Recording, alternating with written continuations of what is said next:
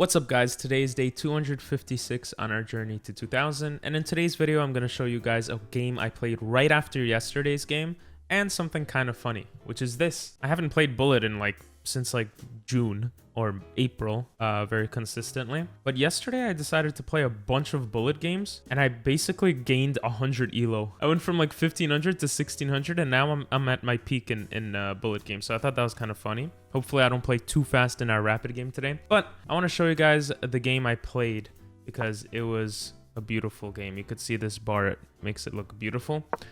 But this is how it started. We went into the Caracan Fantasy, and I learned from a 2000 rated player who was a viewer who gave me some advice to bring the bishop to c4. And I didn't really know why, but I did it this time. I actually remembered, because for some time I would always take like this or like this, and it would be more of a drawn position, something like this. It would be more of a drawn position. I didn't really like what would happen, and it was okay, but it wasn't that interesting.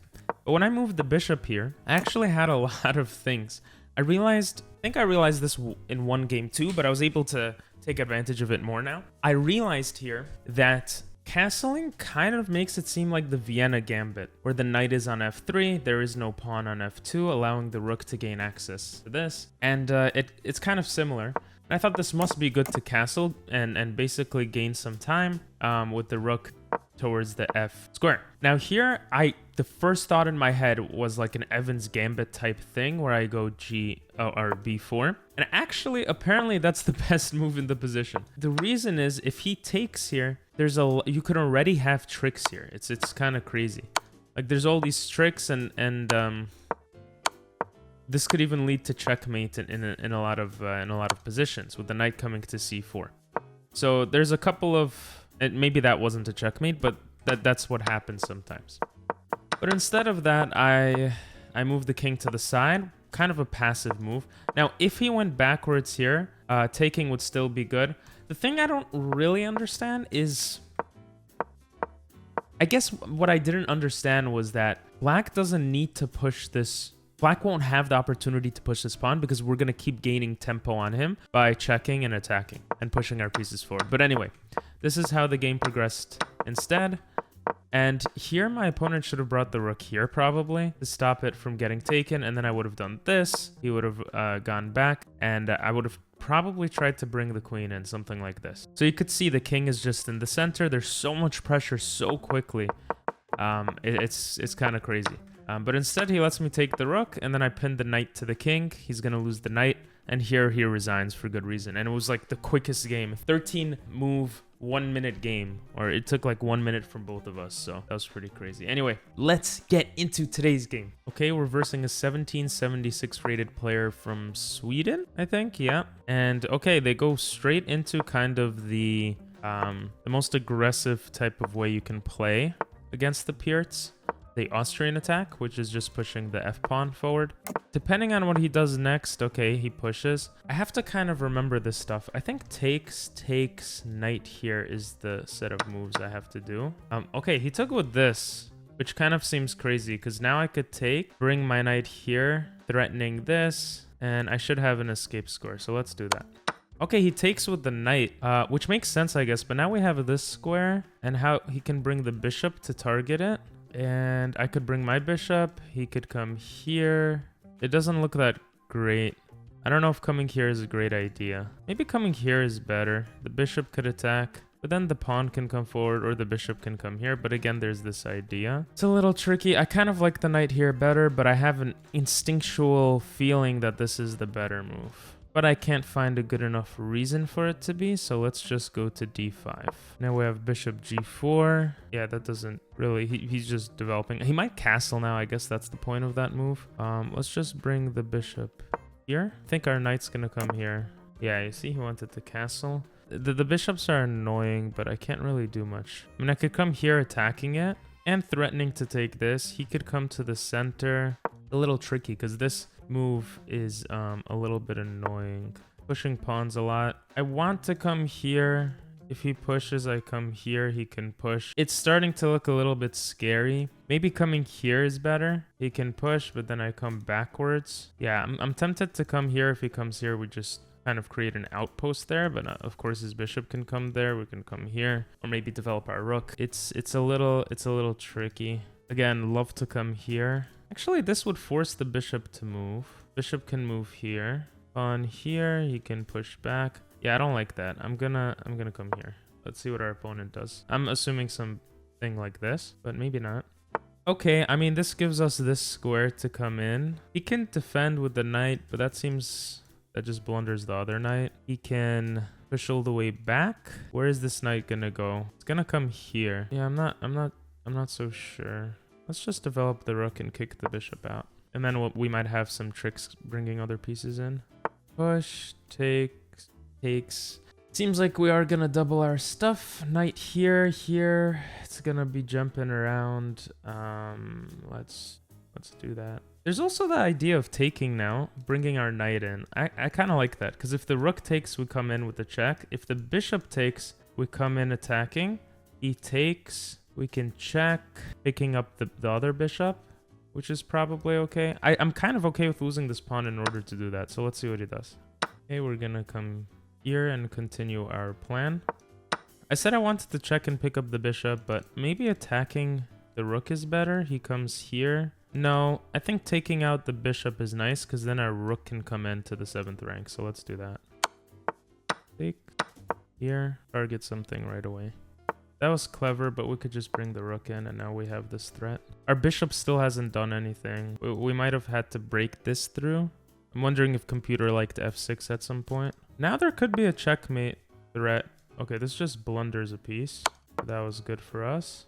Does it blunder a piece? Am I crazy? It does blunder a piece. Trading rooks is probably good. Which rook do we want to trade off? I think we want to take this one, so the king can't protect, and we can gain access to this.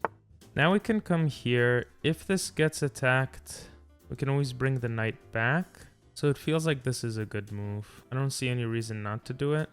Let's do it. He attacks, we just bring the knight here. Okay, so he could protect like this. Now that's fine. We could bring the knight here, bring it into the game, attack this pawn. I think that's an obvious move, and we have half the time, so we should play a little faster here. The knight here could actually help something. Ah, that's clever. I don't know why I didn't see that. That's really clever. I think pawn here, bishop here. Something like this. If this, then this. If this, then this. I think that works. He blocked in his own bishop also. Oh, and we have a little trick here. Winning the... Oh, no, we don't. That would have lost the game. But we do have this. Forking the rook and the pawn. So let's do that. We can come here, targeting this. We can push this, bringing the bishop out. Check. And now we have this beautiful move. If he takes, the knight takes. Not that beautiful, but now we could take here, here. And now, voila. This looks pretty good. Okay, this is fine. The bishop can come here. Seems to be no problems. And we have eyes on this. I think I want to trade off the rooks. Okay, well, he does that. Plays pretty annoyingly. I think we can activate our king now. Jesus, this guy plays very annoyingly. I mean, this knight move attacks the rook and the pawn. He's gonna go defend. We go back, then we come here maybe. Oh, yeah, that works. That works because if he takes, the rook just takes back. Don't panic. 3 minutes is enough time to win. Oh, I gotta play well. Actually, we have this move too, giving a check. He comes here. Yeah, he took because he was scared. He's trying to trap this. Here. We could actually go here. No, we could go here. He attacks. We come here. Takes, and we should be good. Yeah, let's go here. And then here. Here. Gonna take. We can take and take. Actually, he could push this forward. This is a nice move. Maybe I should have taken that first. I don't know. I mean, this is clearly winning. This attacks the rook. He could give a check, but we have this and this. And we win. And we win. Let's go! We don't actually win until they resign. Oh, okay. Good. Let's go over that game. Let's see how we played. We're 1821 rated players. Just peak upon peak upon peak. It was awesome. We played with 88.3% accuracy against 85.1. Our opponent blundered once, Played like a 2150. We played like a 2250. We only had one mistake and one inaccuracy. Everything else was perfect, so that's pretty cool. Anyway, let's go over this game. Go into the Pierts. He has the Austrian attack. And yeah, I expected him to take like this. And from what I remember, there's something like this. And the idea here is to double all his pawns. So much so that I could even allow this to happen. And this is kind of I don't know how I remember this, but I studied this on Chessable a few months ago for those that remember. This was one of the openings. So for him to take this way kind of looked weird to me. And I was right bringing the knight to d5. I'm happy I thought about it. Because this move didn't make sense. The bishop attacks it, and now where's the knight going, right? I didn't really understand the purpose behind these moves. Our knight's kind of just stranded out there. But whatever, we brought the knight here. We brought the bishop out. Computer likes knight b4 better, attacking the bishop. But I didn't like this. I don't remember the reason. Maybe something like this. But I guess the idea is that you just keep pushing forward and keep pushing. For example, if he castles here, you just keep pushing this away until you can finally take it. And now there's these kind of, especially this, very weak pawn. So that's something I should have seen, but I didn't, which is okay. Sometimes that happens. Let's go back here. Instead, the game turned out like this. And here I was thinking if he takes like this, that's a big blunder because he's playing fast. And if he takes the way he did with the bishop, then I could bring the knight in, and I think it's actually fine. Now, computer likes f6 here. Okay, so it really wanted my bishop to do some work and come out, especially, you know, targeting the rook. This move actually wasn't great, because after taking, apparently he had knight c3 protecting the pawn and developing the knight. Looking back, this doesn't look great. This does not look like a great position to be in. But if he allowed my bishop to get open, then maybe it could be pretty good. You know, something like takes, and now I'm targeting something. Or computer likes, well, wow, taking here, because this is a mate. Okay, well, anyway, I didn't open that up. My opponent somehow completely blunders. He should have just taken, but I guess he didn't want the rook on the 7th rank. He just blunders a whole piece. And here I correctly kind of understood the assignment. If I took like this, the problem is, when I try to target this pawn, he could come here, which seemed annoying. Okay, maybe it wasn't that big of a deal, but that's why I took this way, so that I could target stuff.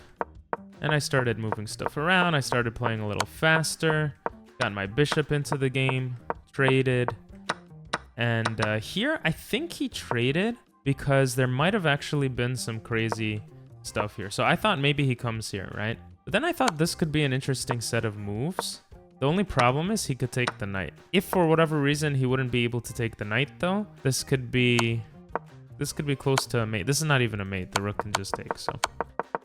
You know, I didn't see it correctly. Anyway, he takes, I take back. What was the best move here for me? C5 computer liked. That makes sense. So the pawn, so I don't lose that pawn basically, but I was running low on time. I thought this was okay. I kind of calculated all of this. And this is just winning, and he had his passed pawn gone, so he resigned. Anyway, if you watched this far, guys, say Sweden, because we versed a Swedish person, probably. And, well, yeah, they have like a snowy background. Oh, and one more thing. I went for a job interview, or I had a job interview online, and then I went for a mock like trial lesson yesterday, being a chess coach to little kids. And it actually went really well. And if I could get consistent hours with that, it would be just beautiful. Like, life would be kind of progressing forward in terms of like chess stuff, right? I'm making chess videos. I'm trying to increase my chess rating, and I'm teaching chess. And to have a more stable job teaching chess would be really, really nice. So today I have another trial lesson. Wish me luck. And yeah, that's some cool news some of you guys know now. And I'll see you guys next time. Bye-bye.